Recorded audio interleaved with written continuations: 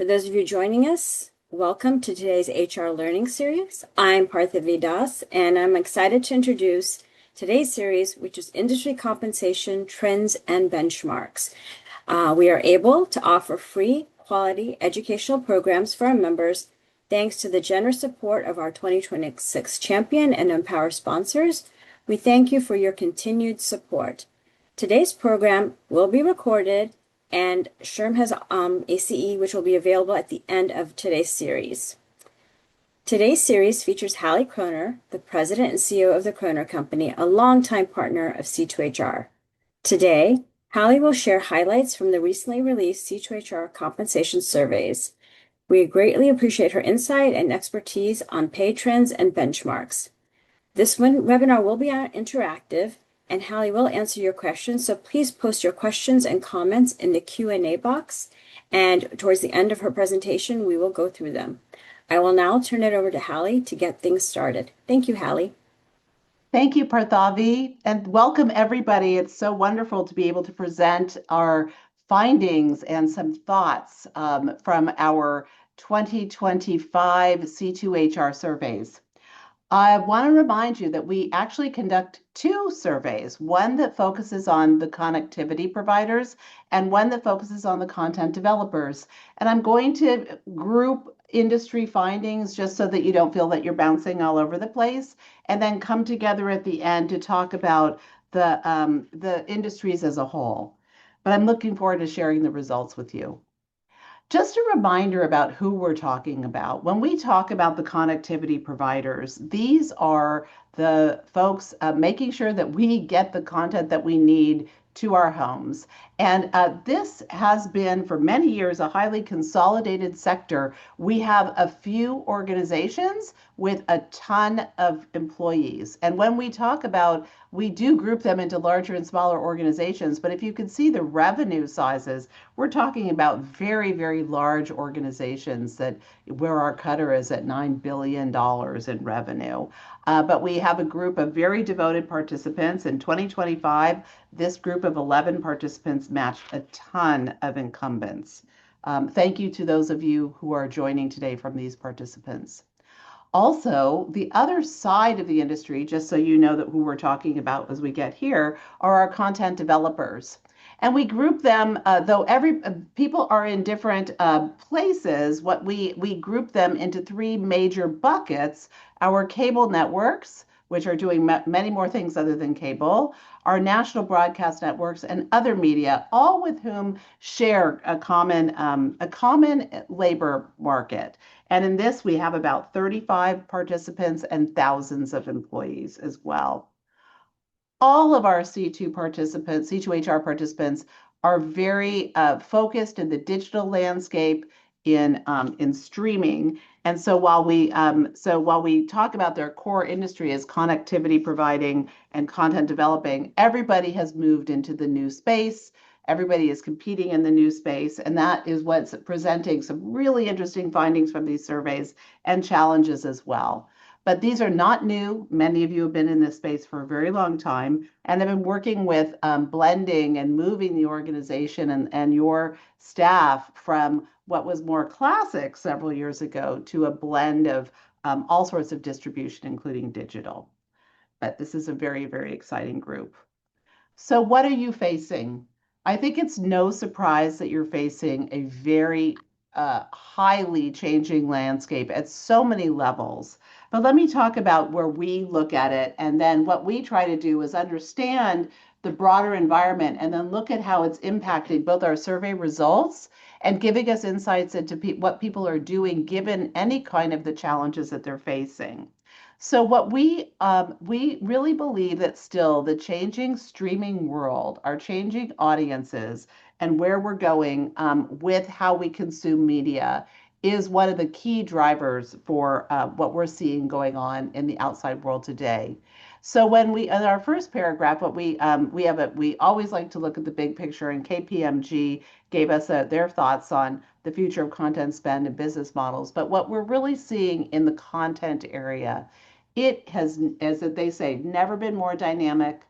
the source of content, the type of content, and how content is delivered based on what we're absorbing as consumers has really challenged and taken on the industry. Now, there is no doubt that story still remains king, but getting that story created and then distributed to the right place has been a huge a huge challenge as organizations in the content developers are changing.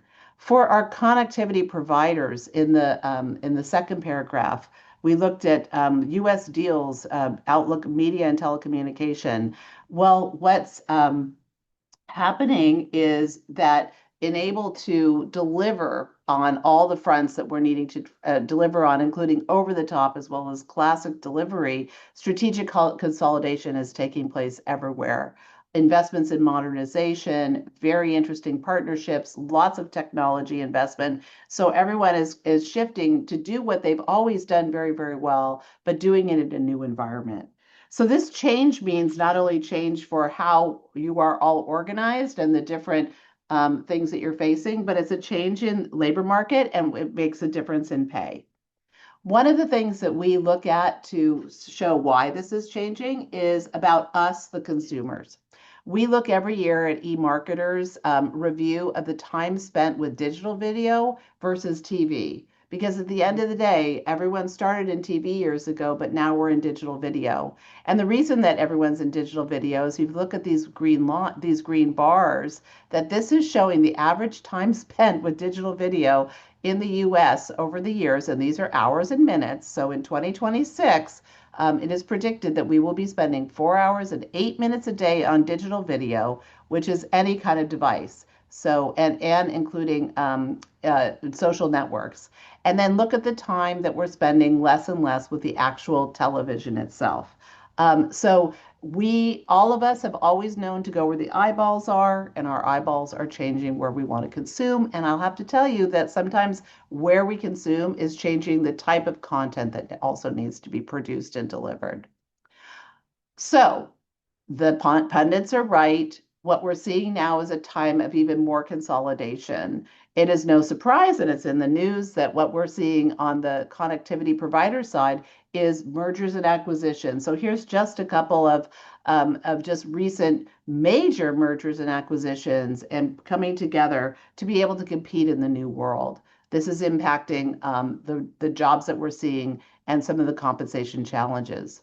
Since 2023 through 2025, we've seen the same thing in content developers, in that we've seen lots of coming together to create much larger volume and to be able to to have the content reach and to be able to deliver in ways that will really, really reach the consumers. So that has been a major area of influence. At the same time, we've seen some really interesting spins of our classic cable organizations. So we saw the breakup in Lionsgate of Stars and Lionsgate. So now our Stars is standing alone, and Versant, which spun out from NBC Universal, is took the cable networks and most of the stuff that isn't over the top. So I think people are trying to see some opportunities in the classic type of a delivery, and we're excited to see their future. So nothing is monolithic, nothing changes, but I would say that the tendency right now is consolidation with limited spins. So how has this impacted what we've seen in our surveys? One of the things that we've started to do, which we didn't start to do until even this year, we said to ourselves, what are we seeing across our very devoted participants who have matched their jobs consistently over the years across their jobs? Are we seeing an increase to their headcount that they're matching in our survey? Or what they're telling us, are we seeing a decrease? And where might we be seeing some changes in job families? Like which ones are being impacted the most? So when we look at connectivity providers, what I'm showing you here is In our from between our 2024 survey and 2025, and this is for our, it's a paired comparison, so it's not just like, oh, a change in sample. What we saw is that we saw more of our participant with overall decreased headcount than increased, but it's 57 to 43. And you can see that when our folks increased their headcounts, it was between like 5 to 7% median to mean, but the decrease was even greater. So we're feeling that impact that when there were more who decreased, and when it decreased, it was more than those who grew. And when they grew less. So then we looked at of the job families that are matched, where did we see the majority, the greatest decrease, and also the majority of participants seeing decrease and in or increases. And in connectivity, it may not be surprising to you, but we saw them in customer care, dispatch and provisioning, and in the sales area, the sales force at most of the levels. To us, what does that say with our, predictive hat on? We're wondering if technology, maybe AI, maybe automation, maybe other things might be impacting customer care. Same with dispatch and provisioning. And then with sales, it may be that asking people to do more with less. Sales are always critical, but maybe you don't need as many headcount there. So in connectivity providers, we definitely saw a decrease. When we looked at that same question for our content developer, we actually saw something different. And then this is again year over year. So we actually saw a little bit, about 50-50, but a little bit more increased. And you'll see that the increase was a little bit bigger. But again, these are, remember, these are smaller organizations that are huge connectivity providers, but still 9 to 10% increase with a decrease about the same size, 13%, and about 50-50. So when we saw the decrease, I'm going to go there first. Very interesting. News has been in flux. It's been under a lot of pressure. We saw that being reduced. And then we saw some reduction in sales planning and show booking. So it could be that news and show booking kind of went down together, or they're asking more of an individual role to do the booking rather than having separate bookers. Sales planning, we're guessing, has something to do with automation, but we're going to see. Where we saw increase, though, look at this in technology, moving to the server area, updating the broadcast and the streaming technology, looking at business intelligence. How can we get more data about how to quickly adjust our companies to meet the competitive demand? So we are seeing, I always think of it like, when you used to get those ant hill toys, where it's like the sand might not be moving too much, but when you look under the anthill, there's a lot of busy stuff going up, down, up, down, up, down. But the trends are never one way, but they have a little bit of direction, and that is what we're seeing so far in the shaping of the industries. So what has that meant for what we saw in compensation? So we're going to focus right now on the connectivity providers just for a minute, so you can see them all as a group and all the issues that came on, all the findings that came out of the compensation survey. What we saw was compensation base salary year over year growth actually slowed down. So what I'm going to tell you what you're seeing. What you're seeing is blue is 2023, gray is 2024, green is 2025. And what it is showing is that for every job, for the participants that had that same job in 2020, the previous year, and that survey year, was how much every job grew or it didn't grow, but then on average, how much the market rates what people are paying for the role grew from a compensation point of view. And you can see that in 2023, from 2022 to 2023, we saw for about 3.1% for management, 3.9% for salaried, and 3.8% for hourly. So you can see a little trend here. Then look at 2024, growth of salaries in 2024. What companies were paying overall for those rates in the market did not grow as much. It grew less. And then in 2025, we saw it grow less again. So what's happening is people may be staying in their roles and seeing normal increases, but overall wage growth, because people left the roles, more junior people are in, and what these companies are paying for the roles did not grow as much as what in the past the cost of those roles are.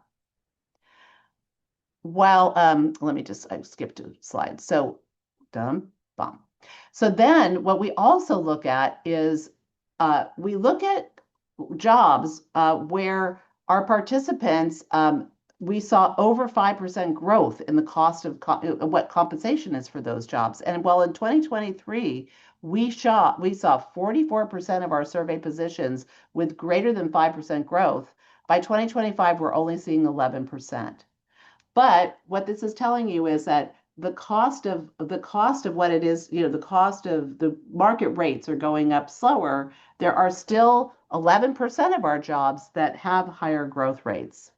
And these are the families in connectivity providers where that happened. Not a surprise, business intelligence saw greater than 5% year over year growth rates in what the pay is.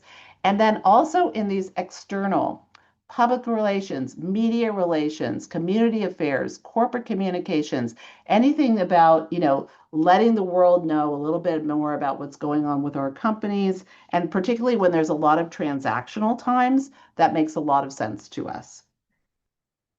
The other thing that's interesting is while things didn't, while the cost of compensation is growing a little bit slower, there are still lots of places, in addition to the hot jobs, where there are premiums and our participants are continuing to invest. So it's probably no surprise to you that our connectivity providers are still investing strongly in software engineering and technology, so that they can compete.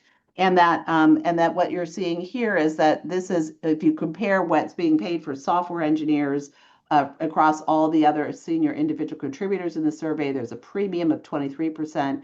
When you look at what's being paid for software engineers over journey level individual contributors in the survey overall, there's a 31%. So our connectivity providers continue to invest in technology and in roles where it's needed while trying to keep costs down overall for what they have to pay for roles going forward. There's also been a focus over several years, which has really been amazing, about connectivity providers. And this really started, it was even before COVID, but COVID really brought it to a head, which was that we need to take care of our entry level roles and really focus on the entry rates for our hourly workers, because it's really, really hard to afford things. And that hasn't really changed, but it's something that's not new for this industry, but something that's been focused on. So what we've been watching is since 2022 to 2025, what's been the cumulative growth year over year of what the pay is for these roles. And this is an installation service. It's the mean base salary growth for these roles. And you can see that at the entry level, we've seen investments in making sure that these salary levels have gone up and faster. And they've gone up on average across the years about 3% for all of our other levels. So our connectivity providers have been really paying attention to their technician roles, to their hourly roles, and that's been a way to make sure that you can compete and take care and keep your staff. Connectivity, we always look at remote and in office or hybrid, because we think, that's the way that it's now the way that it is. We thought it might be temporary. It happened as a result of primarily of COVID, but what we've seen is a settling, and across our connectivity providers, where most of the roles need to be in homes or with people or working together in offices, we see a very moderate rate of permanent remote, which hasn't changed over the past 3 years. We see that mostly in the mountain area, which has a smaller group of employees, but we have low permanent remote on our coasts, a little bit more on the East Coast. Maybe it's harder to drive in there, but we have a very, very low permanent remote in this group. And one other way that our connectivity providers make sure that they're paying competitively, but not overpaying or underpaying, is through geographic differentials. These have remained the same. Often the question is, are they starting to get reduced because we have so many hybrid or I'm sorry, permanent remote? The answer is no, not really, because there aren't that many permanent remote.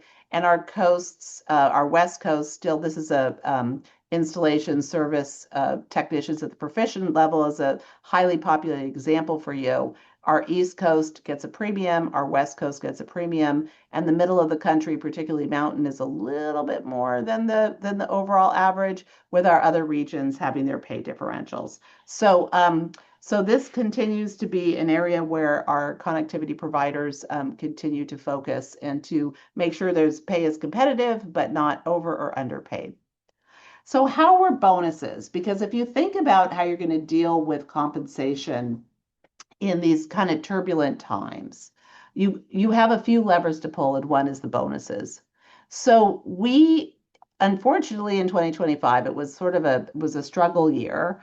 And so 2025 bonuses as a percent of target on average were lower than target. If you look at this flat line, that was target, and that was on average. So we look at if I have a 10% bonus opportunity, did I get, and I'm in middle management, on average, I got 9,600. I got 4% less than my 10%.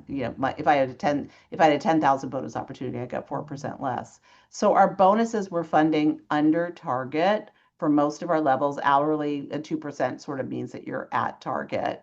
And yet we're coming off of 2024 where most of the bonuses were a little bit more. So it wasn't the best year for bonus opportunities and payments. So we had a mix of people who received above target, at target, and below target, but our below target was driving our averages down. So bonuses, when they were funded, weren't great. They were paid, but they weren't as great as before. And then we thought, well, let's look at long-term incentives. And what we've been finding is that generally, with a little bit of variation, particularly at the executive level, where that tends to be it varies by, there's fewer people and it tends to vary by person. But long-term incentive awards as a percent of base salary have generally stayed at similar levels. So what we see a little drop at VP, but again, I think that's a little volatile based on the people. But generally, those that can offer equity are doing their best at different levels to keep the equity, the stock or equity provided as part of the pay package. And in our connectivity providers, we'll show you a little bit later, directors and above tend to be the most eligible for long-term incentives. So people are using long-term incentives. They tend to be the similar percent of base salary. Many of our participants have not changed their plans or their guidelines in a long time, and they try to build with base, bonus, and long-term for where they can to maintain their folks. So that's what we're seeing in connectivity providers. A little bit tough last year, hoping for a better year as things improve. Now the same for content developers. And I'm going to tell you that in a few cases, we saw a slightly different year because there was a better on the bonus front.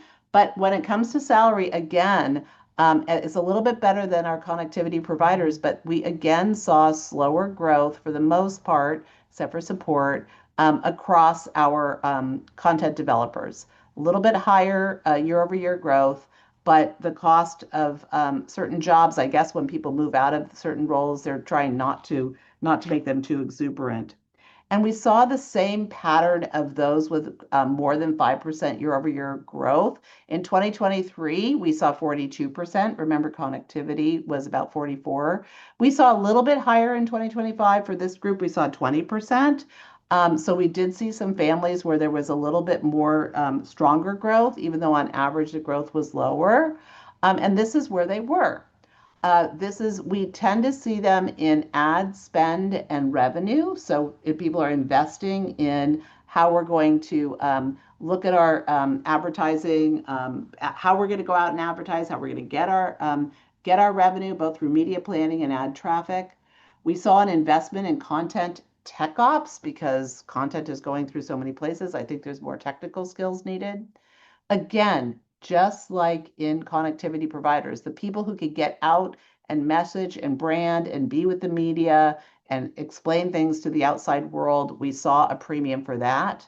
And of course, investing in any kind of new deals, partnerships, business development, things that aren't classic ad investment. We saw anything in the revenue and commercial space growing as well. Those were the hot jobs. So our content developers are saying, look, we're going to try to optimize and maximize where we spend our money, where we get our money, our new deals because the world is changing, and the technology and branding that we send out to the world. So they're investing in that, and so there are hot jobs out there.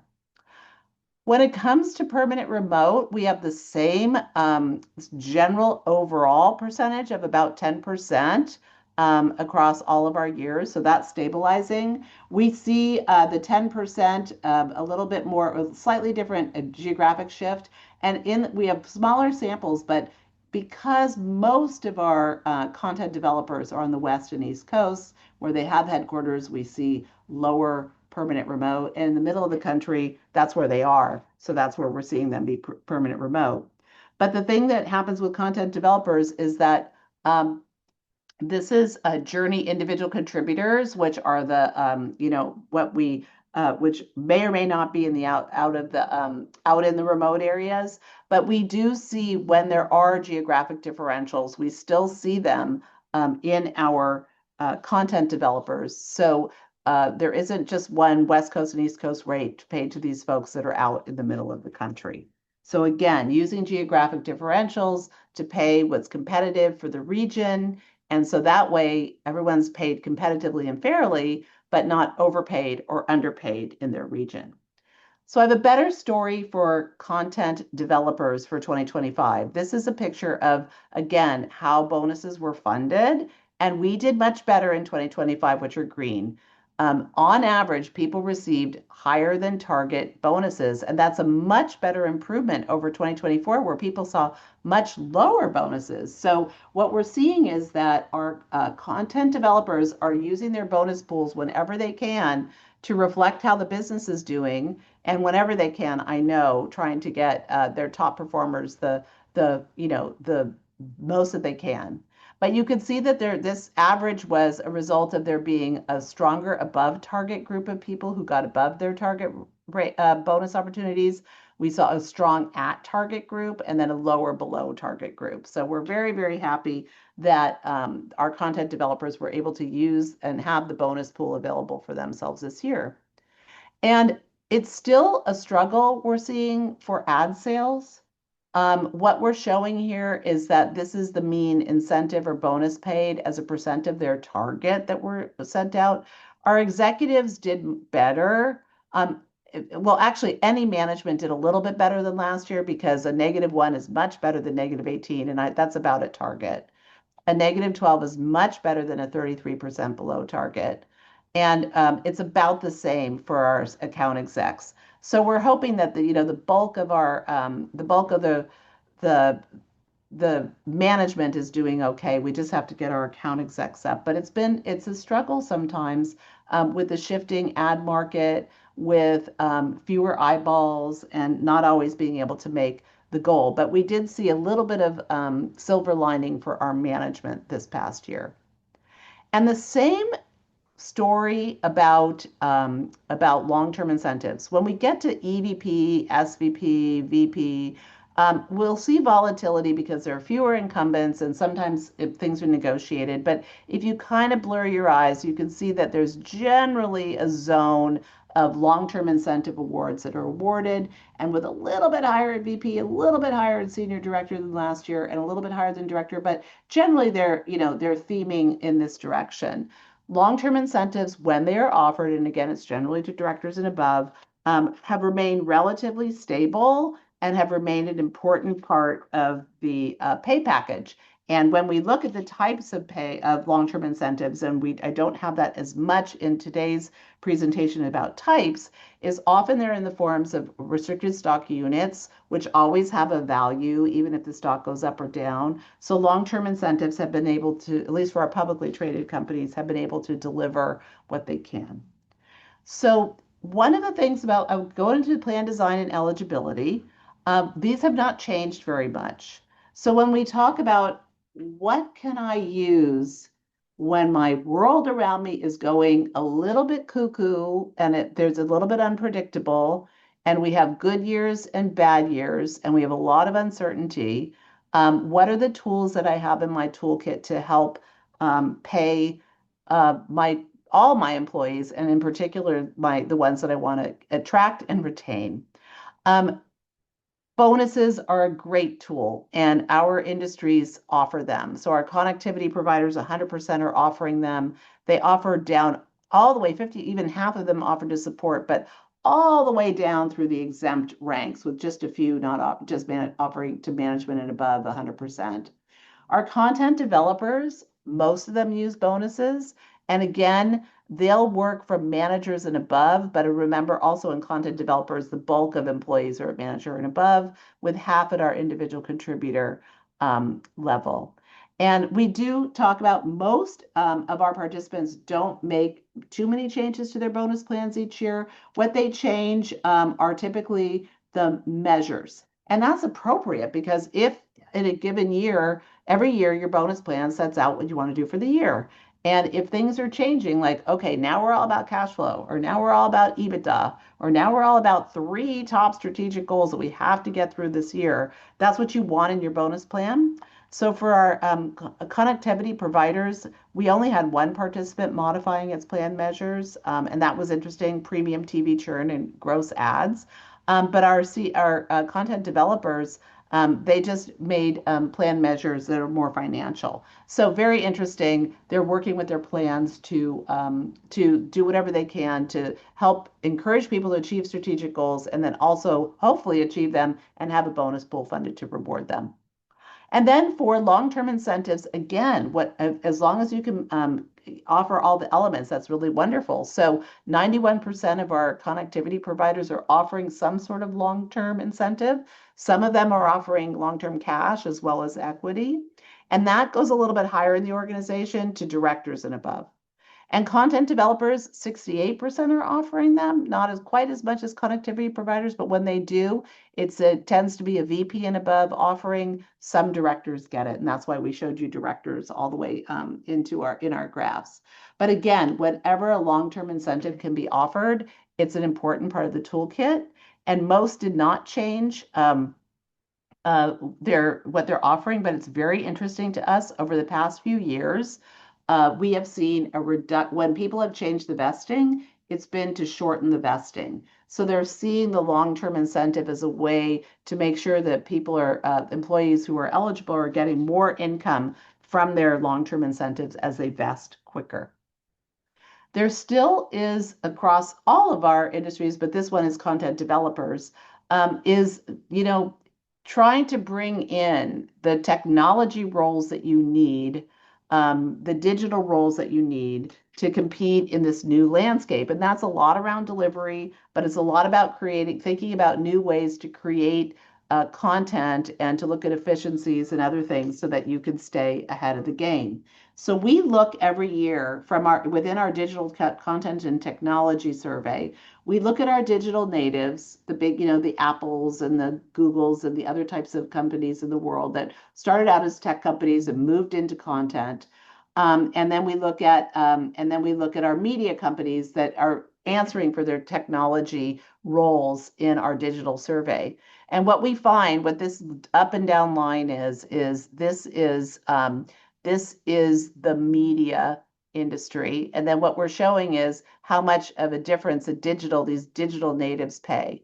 When it comes to data science, and I'm sure it comes to, when it comes to AI, and I'll talk about that in a minute, there's definitely a premium for base, which is blue, total cash compensation, which is gray, and then total direct, which is the additional value of LTI. And yes, this is even for companies that have had the challenges of the tech industry these days.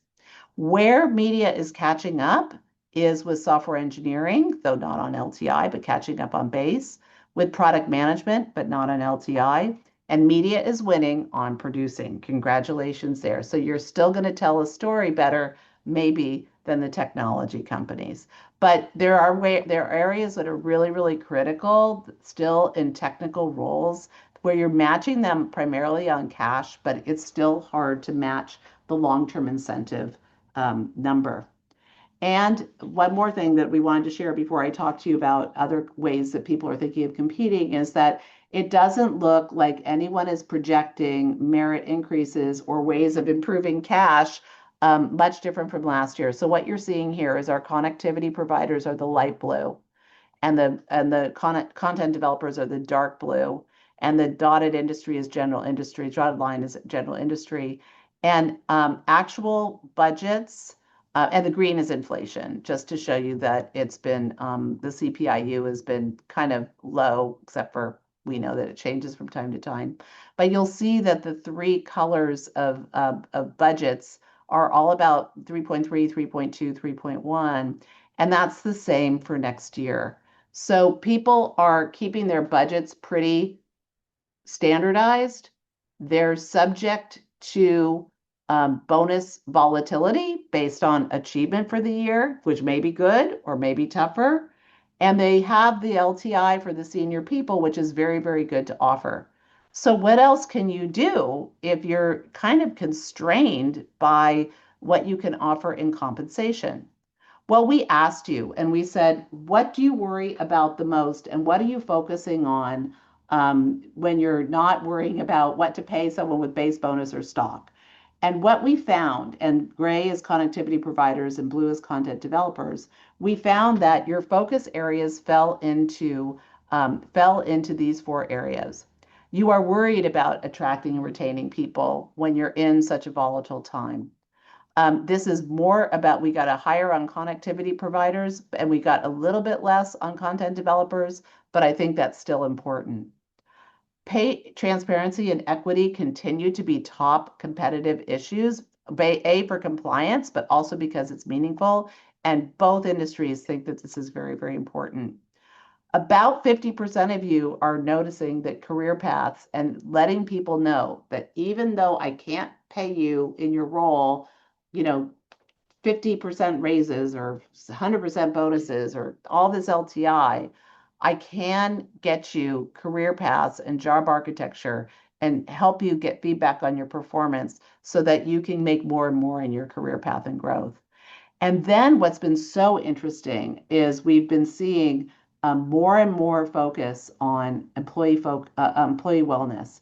And this is we reintroduced this because more and more of our participants were adding it as an add-on, like a write-in vote saying employee wellness, because there's been a lot of stress in this industry, uncertainty about where's my next job going to be, uncertainty about how's my stock going to perform, what's going to be this and that. And there's just been sustained, impact of all sorts of challenges. So the new focus on wellness is very, very meaningful. And I think a way to at least support attracting and retaining people. So um, compensation are very important levers. And let's say you get everything right and you at least pay people competitively, which they know is fine. Then it's focusing on the employee and what matters to them, and having and being part of a company with equitable pay transparency, and other features that help be competitive. And that's where we're seeing our participants focusing their attention, which is that let's get pay right, but let's get these other programs right to support our people. In our content developers, they also use employment contracts. Many of you are them, you know all about them. So what's so interesting is we took a look in because we have core media organizations and other media companies, and you saw them in the participants with our content developers, and some of them are from the tech space and they're from other, they're sort of non-core media, but they are in the media space now. The percent using contracts in media are 83%, 17% don't, but others that have entered the media space don't use them. So our media organizations really focus on keeping our primarily SVPs and above with fixed term employment contracts so that they have it retention, but also let them know that you matter to us. You have a place here. This is how you're going to grow. These are the opportunities we're going to give you, and we want to keep you. And that is one really great way. It's a really great way to keep your people. The other thing that we know and we are tracking to the extent that anytime you can provide us insights through the survey is that you're making an investment in AI. Now, not everybody is investing in an AI engineer, but in our digital content and technology survey, we are looking at AI engineers and what people are paying them. And there's absolutely a premium. Now, if you look at the senior software engineer, you'll see this dotted orange line is the average of all software engineers, including our AI engineers. And when an AI even rises above that average by 18%. Cloud is a really strong one because, of course, we're trying to get everything into the cloud.